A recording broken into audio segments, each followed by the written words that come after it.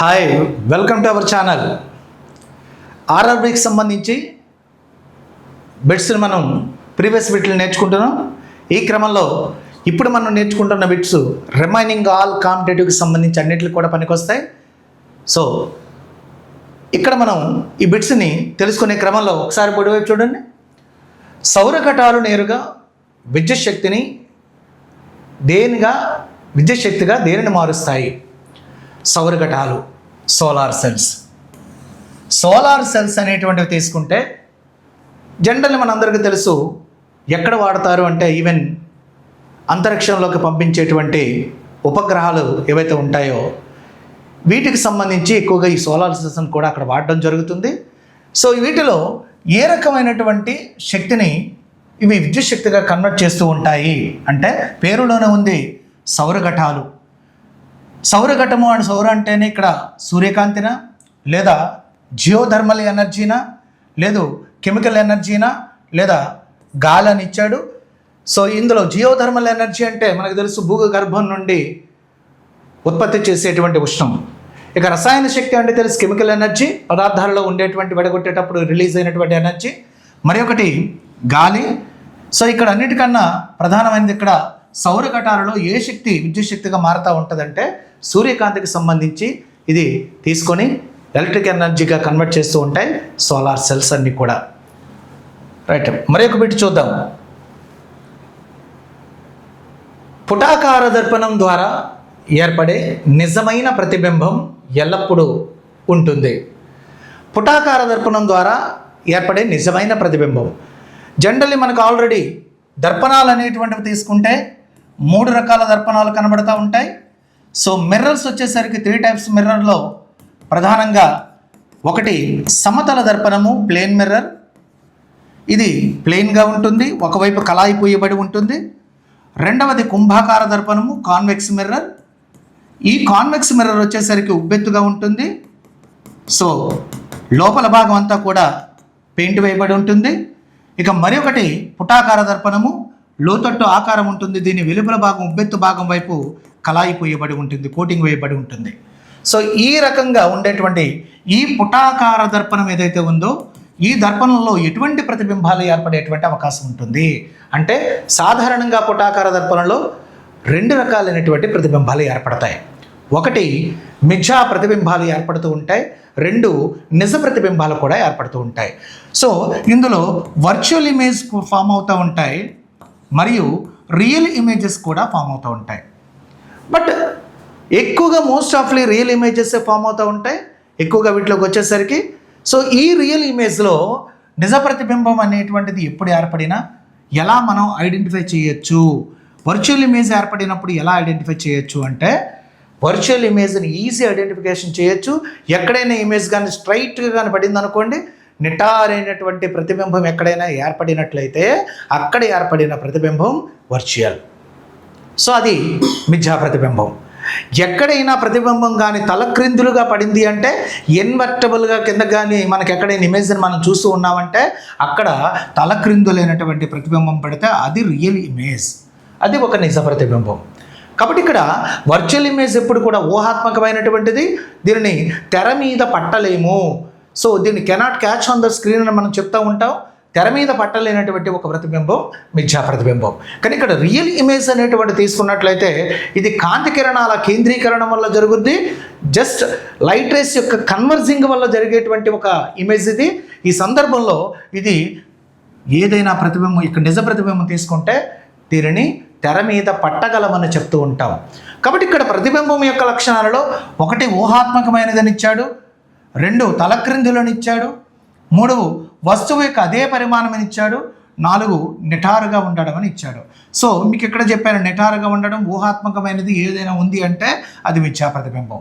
మరి ఇక్కడ నిజ ప్రతిబింబం ఎల్లప్పుడూ ఏమి తలక్రిందులుగా ఏర్పడుతుంటుంది. కాబట్టి B is the right answer అవుతుంది. నెక్స్ట్ వన్, వస్తువును దాని కేంద్ర బిందువు వద్ద ఉంచినప్పుడు పుటాకార కటకం ద్వారా ఏర్పడే ప్రతిబింబ స్వభావం ఏంటి? ఇక్కడ అడిగింది పుటాకార కటకం.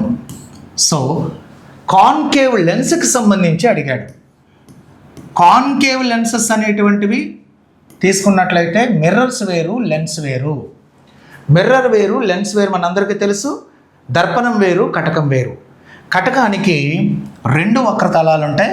అందులో పుటాకార కటకము అనేటువంటి తీసుకున్నట్లయితే దీనికి 2 లోతట్టు వక్రతలాలు ఉంటాయి. 2 లోతట్టు వక్రతలాలు కలిగినటువంటి ఈ కాన్కేవ్ లెన్స్ కానీ తీసుకున్నట్లయితే ఈ లెన్స్లో జనరల్గా కటకం యొక్క ఏర్పడే ప్రతిబింబ స్వభావం ఏంటి అని అడిగాడు. ఎక్కడ ఉండేటప్పుడు అంటే వస్తువు కేంద్రం వద్ద ఉండేటప్పుడు, కేంద్ర బిందువు వద్ద ఉండేటప్పుడు. సాధారణంగా కటకం యొక్క మధ్య బిందువును ధ్రువం అని పిలుస్తూ ఉంటారు, పోలార్ అంటారు. సో దీన్ని ధ్రువం అని పిలవడం జరుగుతుంది. సో ఈ ధ్రువం గుండా పోయేటువంటి ఊహారేఖను ప్రిన్సిపల్ యాక్సిస్ అని పిలవడం జరుగుతుంది, ప్రధాన అక్షం అంటారు దీనిని. సో ఈ ప్రధాన అక్షంగా పిలువబడేటువంటి దీని మీద మాత్రమే ఇక్కడ ఇమేజెస్ అనేటువంటివి ఏర్పడుతూ ఉంటాయి. అయితే ఇమేజ్ ఏర్పడేటువంటి క్రమంలో వస్తువును తీసుకొచ్చి కేంద్ర బిందువు వద్ద ఉంచే సందర్భంలో కేంద్ర బిందువు వద్ద వస్తువును దాని కేంద్ర బిందువు వద్ద ఉంచేటప్పుడు అన్నాడు. కేంద్ర బిందువు వద్ద ఉంచడము అంటే ఇక్కడ వక్రతలాలకు సంబంధించి మనం కానీ పొడిగించినట్లయితే ఇటువైపు ఒక వక్రతా కేంద్రం ఉంటుంది. ఈ వక్రతలాలను పొడిగించినప్పుడు ఈ వైపు ఒక వక్రతా కేంద్రం ఉంటుంది. ఫర్ ఎగ్జాంపుల్ దీన్ని C1 అనుకుందాం, దీన్ని C2 అనుకుందాం. సో ఈ సందర్భంలో వస్తువును తీసుకొచ్చి ఈవెన్ C1 మీద పెట్టాడు అనుకుందాం. ప్రతిబింబం ఎక్కడ ఏర్పడి ఉండొచ్చు అంటే ఇక్కడ ఎప్పుడైనా పుటాకార కటకంలోకి వచ్చేసరికి మీకు ఎప్పుడైనా ఇమేజెస్ క్వాలిటీని పోల్చేటప్పుడు గమనించండి, పుటాకార కటకం అనేటువంటిది కుంభాకార దర్పణాన్ని పోలి ఉంటుంది. కుంభాకార దర్పణం యొక్క లక్షణాలను పోలి ఉంటుంది. మరి కుంభాకార దర్పణానికి ఉండే లక్షణం ఏంటి? ఆల్వేస్ వర్చువల్, ఎప్పుడు మిథ్యా ప్రతిబింబాన్ని ఏర్పరుస్తుంది మరియు ఎప్పుడు కూడా నిటారైనటువంటి ప్రతిబింబాన్ని ఏర్పరుస్తుంది. సో ఎప్పుడు మిథ్యా ప్రతిబింబాన్ని ఏర్పరుస్తుంది, ఎప్పుడు స్ట్రైట్ ఇమేజ్ని ఫామ్ చేస్తుంది. అగైన్ ఇక్కడ కూడా పుటాకార కటకం కూడా మిథ్యా ప్రతిబింబాన్ని ఏర్పరుస్తుంది, నిటారు ప్రతిబింబాన్ని ఎక్కడ ఉంచినా వస్తువుని ఏర్పరుస్తుంది. వస్తువుని ఎక్కడ ఉంచినా దానిలో ఏర్పడే ప్రతిబింబం నిటారైనటువంటి ప్రతిబింబం ఏర్పడుతుంది, అది కూడా ఊహాత్మకమైనటువంటి ప్రతిబింబం ఏర్పడుతుంది. కాబట్టి ఇక్కడ చూడండి, ఊహాత్మకము మరియు నిటారు ఫస్ట్ ఆన్సర్. నిజమైనది మరియు తలక్రిందులు, నిజమైనది మరియు నిటారు, ఊహాత్మక మరియు తలక్రిందులు ఇచ్చాడు. కాబట్టి ఇక్కడ ఇచ్చినటువంటి దీని ప్రకారం first answer is the right answer అవుతుంది ఇక్కడ పుటాకార కటకానికి సంబంధించి. నెక్స్ట్ వన్ మరి ఒక బిట్ చూద్దాం. ఒక సాధారణ న్యూక్లియర్ రియాక్టర్ ఏ ప్రక్రియను నియంత్రించడానికి రూపొందించబడింది? న్యూక్లియర్ రియాక్టర్స్ అనేటువంటివి ఏ ప్రక్రియను నియంత్రించడానికి ఉపయోగపడతాయి? సో ఏ అణువిచ్ఛిన్నం, అలాగే బి వచ్చేసరికి సౌరశక్తి మార్పిడి, సి రేడియోధార్మిక క్షయం, డి అణు నిరాయుధీకరణ. సో ఇక్కడ న్యూక్లియర్ రియాక్టర్స్ అనేటువంటివి ప్రధానంగా ఎక్కడ ఉపయోగపడతాయి, ఏ సూత్రం బట్టి పనిచేస్తాయి అంటే మనం ఇందాక చెప్పుకున్నటువంటి కేంద్రక విచ్ఛిత్తి, ఇదివరకు మనకు తెలుసుకున్నటువంటి కేంద్రక విచ్ఛిత్తి అనేటువంటిది తీసుకున్నట్లయితే దీనిని 1938లో ఓటోహాన్ అనేటువంటి శాస్త్రవేత్త దీన్ని మొట్టమొదట కనుక్కోవడం జరిగింది. అయితే ఒక భార కేంద్రకం న్యూట్రాన్లతో తాడనం చెందించినప్పుడు కేంద్రకాన్ని అది 2 తేలికైన కేంద్రకాలుగా విడిపోతుంది. ఈ సమయంలో 3 న్యూట్రాన్లను రిలీజ్ చేస్తుంది. దాంతోపాటు ఒక 200 మిలియన్ ఎలక్ట్రాన్ వోల్టుల శక్తి కూడా రిలీజ్ అవుతుంది. ఎప్పుడు అంటే ఈ కేంద్రక విచ్ఛిత్తి చర్య జరిగేటప్పుడు. అయితే ఈ సమయంలో కేంద్రక విచ్ఛిత్తి చర్యలు జరిగేటువంటి సందర్భంలో ఈ రియాక్షన్లో 3 న్యూట్రాన్లు రిలీజ్ అవుతాయి. ఈ 3 న్యూట్రాన్లు రిలీజ్ అవుతున్నప్పుడు జనరల్గా కేంద్రక విచ్ఛిత్తి చర్యలో యురేనియం 235 అనేటువంటి మూలకాన్ని కానీ లేదు అంటే థోరియం అనేటువంటి మూలకాన్ని కానీ వాడతారు. యురేనియం 235 అనేటువంటి ఒక మూలకాన్ని కానీ న్యూట్రాన్తో తాడనం చెందించేటువంటి సందర్భంలో అది క్రిప్టాన్ గాను ప్లస్ బేరియంగా విడిపోవడం జరుగుతుంది. సో క్రిప్టాన్ 92 బేరియం 141గా డివైడ్ అవుతుంది. ఈ సమయంలో 3 న్యూట్రాన్లు రిలీజ్ అవుతాయి. ఈ 3 న్యూట్రాన్లను మరలా కానీ ఇన్ కేస్ అదే చర్య కానీ కంటిన్యూ అవుతూ ఉంటే వదిలేస్తే అవి మరలా 3 న్యూట్రాన్లు మరలా ఇతర మూలకాలతో కణాలతో డివైడ్ చర్య జరుపుతూ మరలా అపరిమితమైనటువంటి ఎనర్జీని రిలీజ్ చేస్తూ మరలా 3 న్యూట్రాన్లను రిలీజ్ చేయడం జరుగుతుంది. ఇలా శృంఖల చర్యకు దారితీస్తుంది, చైన్ రియాక్షన్కి దారితీస్తుంది. ఈ చైన్ రియాక్షన్ దారితీసేటప్పుడు ఇలా కానీ చర్యను కానీ కొంతకాలం కానీ విడిచిపెడితే ఉంటే అపరిమితమైనటువంటి ఎనర్జీ రిలీజ్ అయిపోతుంది.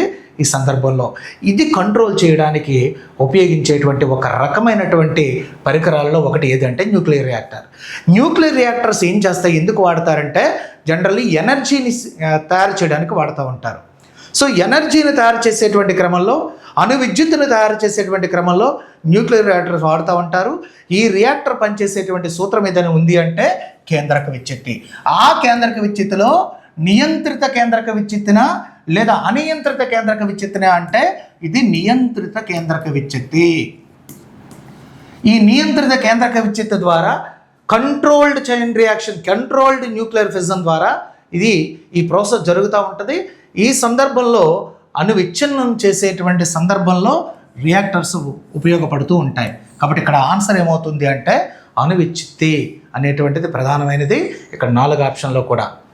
సో మరి ఒక బిట్ చూద్దాం.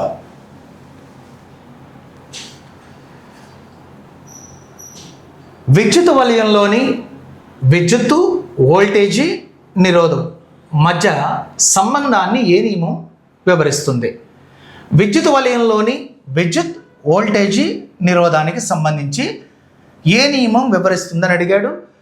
సాధారణంగా మనకు తెలుసు ఇక్కడ ఏ ఓం నియమ, బి న్యూటన్ నియమ, సి ఆర్కిమిడీస్ సూత్రమా, డి బాయిల్ సూత్రమా? ఈ 4గింటిలో ఒక్కసారి మనం చూద్దాం. న్యూటన్ లాస్ ఏం చెప్తాయి అంటే వస్తువుకు సంబంధించినటువంటి బలానికి మరియు చలనానికి మధ్య సంబంధాన్ని తెలుపుతూ ఉంటాయి. బలానికి చలనానికి మధ్య సంబంధాన్ని తెలిపేటువంటివి న్యూటన్ నియమాలు. ఆర్కిమిడీస్ సూత్రం ఏం చెప్తుంది అంటే ఒక వస్తువు మునగడాన్ని, తేలడాన్ని ఇది తెలుపుతుంది. ఏ వస్తువు మునుగుతుంది, ఏ వస్తువు తేలుతుందో ఈ రకమైనటువంటి మునగడం, తేలడం అనేటువంటి విధానంలో ఆర్కిమిడీస్ సూత్రం ప్రధానంగా పనిచేస్తూ ఉంటుంది. ఇక బాయిల్ నియమం ఏం చెప్తుంది? ఒక వస్తువుకు సంబంధించినటువంటి పీడనం మరియు ఘనపరిమాణాల మధ్య ఏ రకమైనటువంటి మార్పులు జరుగుతాయో బాయిల్ నియమం చెప్తుంది. ప్రెషర్ మరియు వాల్యూమ్కి సంబంధించి పీడనం మరియు ఘనపరిమాణాల మధ్య సంబంధాన్ని తెలుపుతుంది బాయిల్ నియమం. మరి ఇక్కడ మరొక నియమం ఏం చెప్తుంది అంటే ఇక్కడ ఓం నియమం అనేటువంటి ఒక నియమం మాత్రమే విద్యుత్తుకు సంబంధించినటువంటి నియమం. సో ఓం అనేటువంటి శాస్త్రవేత్త ఇక్కడ ఎలక్ట్రిక్ సంబంధించేటువంటి నియమంగా ఓం నియమాన్ని చెప్తూ ఉంటాం. ఏం చెప్తుంది ఓం నియమం? ఏదైనా ఒక తీగలో ప్రసరించేటువంటి కరెంటు ఆ తీగ యొక్క వోల్టేజీకి అనులోమానుపాతంలో ఉంటుంది. ఒక తీగలో ప్రసరించేటువంటి కరెంటు ఆ తీగలో ప్రసరించేటువంటి పొటెన్షియల్కు మీన్స్ వోల్టేజ్కు అనులోమానుపాతంలో ఉంటుంది. So V is proportional to I. దీన్ని ఓమ్స్ లాగా పిలవడం జరుగుతుంది. Then V is equal to proportional తీస్తే ఒక స్థిరాంకం పెట్టుకోవాలి. ఇక్కడ R అనేటువంటి ఒక స్థిరాంకాన్ని పెడతాం. So when R is constant దీన్నే మనం నిరోధము, రెసిస్టెన్స్ అని పిలవడం జరుగుతుంది. V is equal to voltage లేదా ఎలక్ట్రిక్ పొటెన్షియల్ అంటాం. సో దీన్ని వచ్చేసరికి విద్యుత్ పొటెన్షియల్గా దీన్ని పిలవడం జరుగుతుంది. అలాగే I అంటే కరెంటు. ఈ మూడిటికి మధ్య సంబంధాన్ని తెలిపేటువంటి ఒక నియమం ఏదైనా ఉంది అంటే V is equal to IR, Ohm's law. కాబట్టి ఇక్కడ ఆన్సర్ ఏమవుతుంది అంటే ఓం నియమం అవుతుంది. కాబట్టి ఇలాంటి మరిన్ని బిట్స్ను మనం మన ఛానల్ ద్వారా మీకు అందిస్తూనే ఉంటాం. సబ్స్క్రైబ్ చేసుకోండి, ఫాలో అవ్వండి. Thank you.